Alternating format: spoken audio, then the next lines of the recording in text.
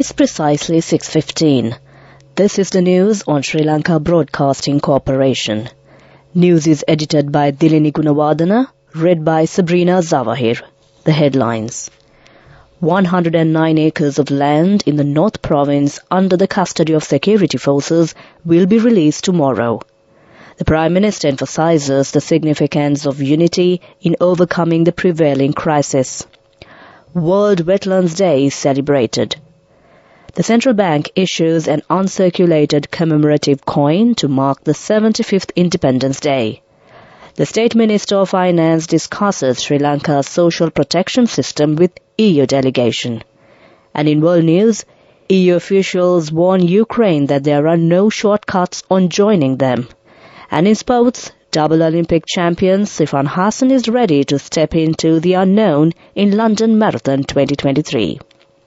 Now the local news in detail. According to the President's Media Division, a total of 109 acres of land in the north, which was under the custody of security forces, will be released tomorrow ahead of the 75th International Independence Day.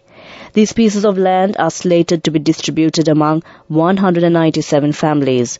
The decision has been taken on the directives of President Ranil Wickremesinghe, who has pledged to release these lands prior to the country's 75th independence anniversary. The President's Media Division states that the owners of these lands will be identified through a transparent procedure. Prime Minister Dinesh Gunawardana points out that unity is essential to overcome the prevailing crisis situation as well as winning in the sports. He said this at the awarding ceremony of the District Secretary Trophy Tournament of the Colombo District, which was held at the National Youth Centre Auditorium, Maharagama. World Wetlands Day, observed annually on February 2nd, is marked today with the aim of raising global awareness about the vital role of wetlands for people and the planet. This year, the United Nations Environment Programme has announced the theme for World Wetlands Day as It's Time for Wetlands Restoration, which highlights the urgent need to prioritize wetland restoration. Several programs had been organized across Sri Lanka coinciding with World Wetlands Day. Minister Pavitra Wanyarachi pointed out the significance of safeguarding the ecosystems while catering to the public needs. She expressed this idea at the function held at the Ministry of Wildlife and Forest Resources Conservation to mark the World Wetlands Day. This news is brought to you by Sri Lanka Broadcasting Corporation. Continuing local news, Anura Dissanayake, the Secretary to the Prime Minister, has instructed Secretary to the Ministry of Public Administration, Home Affairs, Provincial Councils and Local Government to take necessary action to reform the name of Slave Island into Kompanya. This decision has been taken under the guidance of the Premier. The Postmaster General and the Municipal Commissioner Colombo have been informed of this decision. So far, this area was called Slave Island in English, although it was called Kompanya in both Sinhala and Tamil. State Minister of Finance Shehan Semasinha has met with the delegation of the European Union in Sri Lanka and Maldives, including Head of Cooperation Jenny Correa Nunes. Taking to Twitter, State Minister Semasinha noted that the discussion held yesterday focused on identifying the potential areas in which the social protection system could be protected. The Central Bank of Sri Lanka issued an uncirculated commemorative coin in the denomination of rupees 1,000 to mark the 75th Independence Day celebration in the country, which falls on 4th February 2023. This is the 71st commemorative coin that was issued by the central bank. The first coin was officially presented to President Ranil Wickremesinghe by Dr. P. Nandalal Veerasinghe, Governor of the Central Bank, at the President's house at Kandy today. Meanwhile, a Pirit chanting ceremony in commemoration of the 75th Independence Day will be held at 9 p.m. today at the premises of the Victoria Dam. With that, we conclude the local news.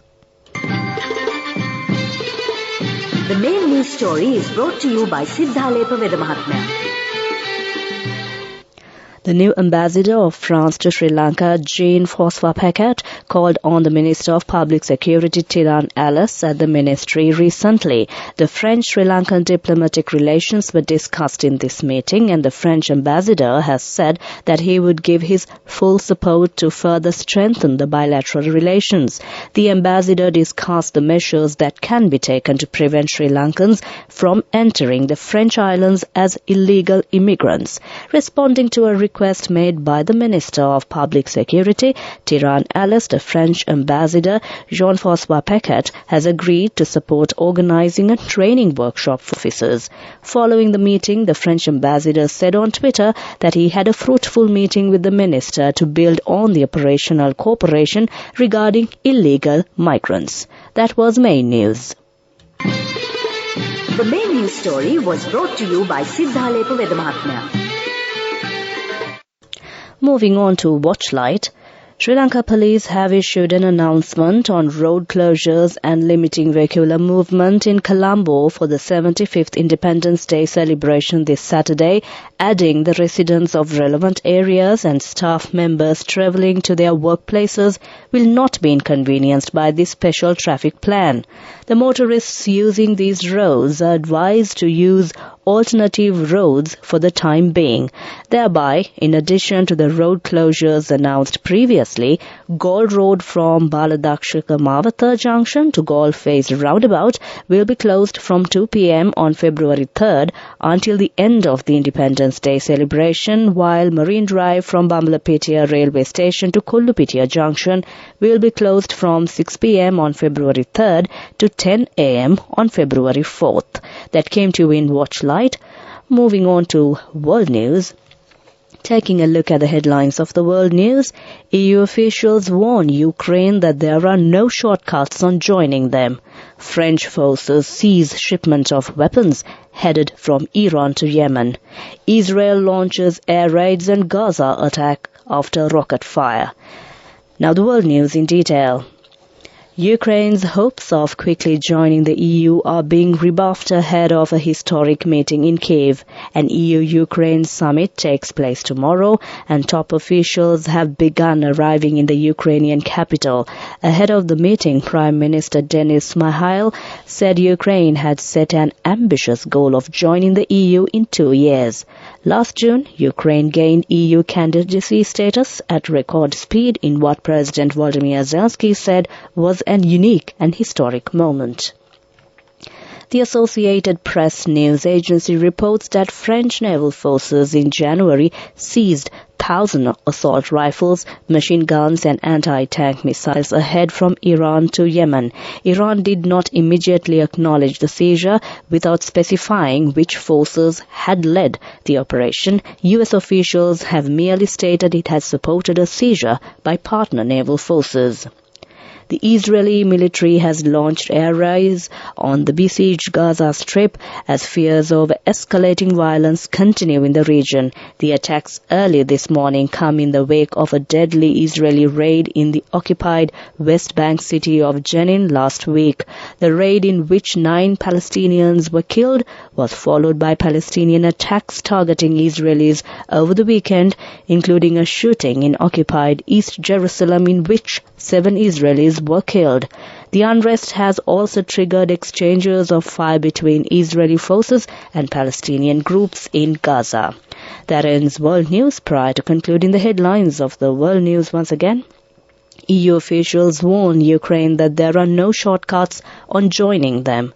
French forces seize shipment of weapons headed from Iran to Yemen. Israel launches air raids on Gaza after rocket fire. With that, we end the world news. Moving on to development news. The latest BOI-approved expansion project worth $12.5 million of Diamond Cutters Limited, Sri Lanka's highest export earner in the gem and jewellery segment and a subsidiary of Nehru Group of companies, was recently unveiled at the Mudaravila Industrial Zone, Panadura, under the patronage of Indian High Commissioner Gopal Bagle, BOI Director General Renuka Veerakone and other distinguished dignitaries.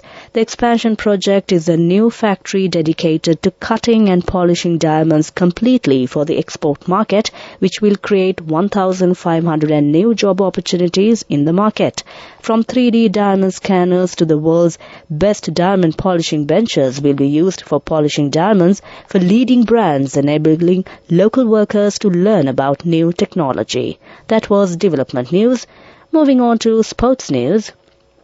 Reigning Olympic 5,000 meters and 10,000 meters champion Sifan Hassan says she's ready to take a step into the unknown when she takes on the 2023 London Marathon. The Dutch athlete, who also won Olympic 1,500 meters bronze in Tokyo, will come up against a trio of world record holders in her marathon debut on 23rd April. But she will still also target a summer track season as she considers her plans for the next Olympics in Paris in 2024. Sri Lanka Cricket has appointed the country's most successful and decorated sprinter Susantika Jayasinghe as a consultant, mentoring and development of women's cricket. The appointment of the Olympic silver medalist is effective from February 1st. That ends sports news. Go ekak thiyana youth eකට life එකේ change එකට නියමෙට set වෙන්න ඇස් වහගෙන දැකපු හීන හැබැ කරන්න youth එකට නියමෙට set වෙන friendship එක මෙන්න. The all new NSB Ithru account, NSB IM, a plan for your dream. Business News, sponsored by National Savings Bank, the safest place for your money.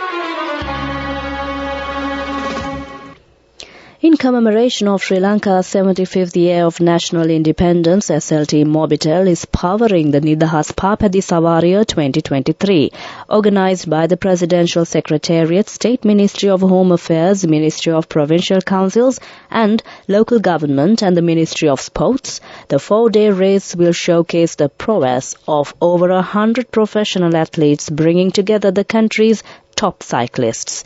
The race began on the morning of 31st January from Point Pedro Jaffna and will end on 3rd February at Dundara Matara. The total distance of the cycle ride is 547.8 kilometers. That was Business News.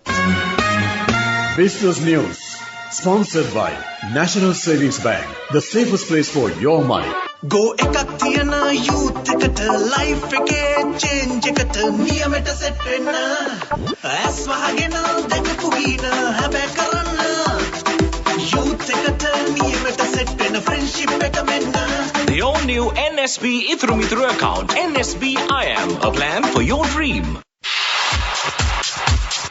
Economic news, courtesy of LONC Finance, is taking the power of innovation to the next level, winning 5 golds at the Technovation Awards 2022, leading the digital revolution with cutting-edge interbanking digital payments. LONC Finance claims the overall gold award, whilst also claiming an extraordinary victory in digital banking. Sri Lanka has seen a significant increase in the number of tourist arrivals for the month of January 2023 compared to the numbers seen in January 2022. A summary report issued by the Sri Lanka Tourism Development Authority showed an increase of over 20,000 tourist arrivals, with a total of 102,545 arrivals reported within the first month of 2023. January 2022 saw a total of 82,327 tourist arrivals into the island. That was economic news. LONC Finance is taking the power of innovation to the next level, winning 5 golds at the Technovation Awards 2022, leading the digital revolution with cutting-edge interbanking digital payments. LONC Finance claims the overall gold award, whilst also claiming an extraordinary victory in digital banking. LONC Finance will continue to innovate with the next generation digitalization of financial services, delivering a superior customer experience. Weather Report. Finally, we take a look at the weather report. The depression centered over the southwest Bay of Bengal has entered through the east coast of the country and is moving across the country. Cloudy sky will prevail over most parts of the island and showers or thundershowers will occur at times in the northern, north central and eastern provinces.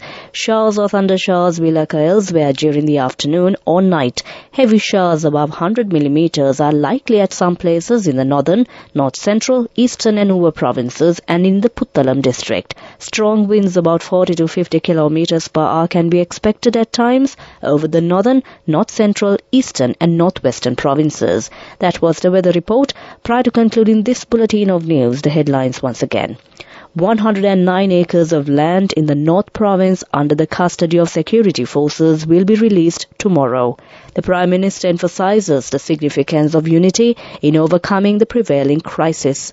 World Wetlands Day is celebrated.